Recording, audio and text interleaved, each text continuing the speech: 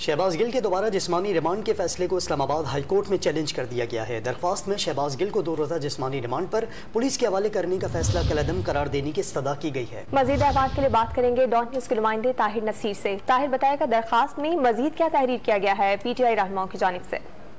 دیکھیں، پاکستان تحریک انصاف کی جانب سے شہباز گل کا جو جسمانی ریمانڈ دیا گیا ہے 2 روز کا، اس حوالے سے اسلام آباد ہائی کورٹ میں پٹیشن دائر کی گئی ہے اور اس پٹیشن میں ایڈیشنل سیشن جج آئی جی اور ایس ایس پی اسلام آباد ایس ایچ او قصار المدین مقدمہ کو فریق بنایا گیا ہے۔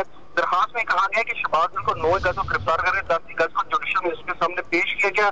جوڈیشل مجسٹریٹ نے شہباز گل کو 2 دن کے جسمانی ریمانڈ پر پولیس کے حوالے کیا اور 12 اگست کو شہباز گل کے مزید جسمانی ریمانڈ کی استدعا مسترد کر کے جوڈیشل ریمانڈ پر جیل بھجوا دیا گیا۔ درخواست میں یہ بھی موقف اپنایا گیا ہے کہ پروسیکیوشن نے مجسٹریٹ کی جانب سے جسمانی ریمانڈ نہ دینے کے آرڈر کو سیشن کورٹ میں چیلنج کیا۔ ایڈیشنل سیشن جج نے درخواست ناقابل سماعت قرار دے کر مسترد کر دی، جس آرڈر کو ہائی کورٹ میں چیلنج کیا گیا۔ اسلام آباد ہائی کورٹ نے درخواست کو دوبارہ زیر غور لا کر نئے سرے سے فیصلہ کرنے کی ہدایت کی اور ایڈیشنل سیشن جج نے 17 اگست کو شہباز گل کا مزید جسمانی ریمانڈ منظور کیا۔ درخواست میں استدعا کی ہے کہ شہباز گل کا مزید 2 روزہ جسمانی ریمانڈ پر پولیس کے حوالے کرنے کے فیصلے کو عدم قرار دیا، جبکہ دوسری جانب اسلام آباد کے ڈیوٹی جج راجہ فاروق علی نے روزگار جاری کر دیا پولیس کو۔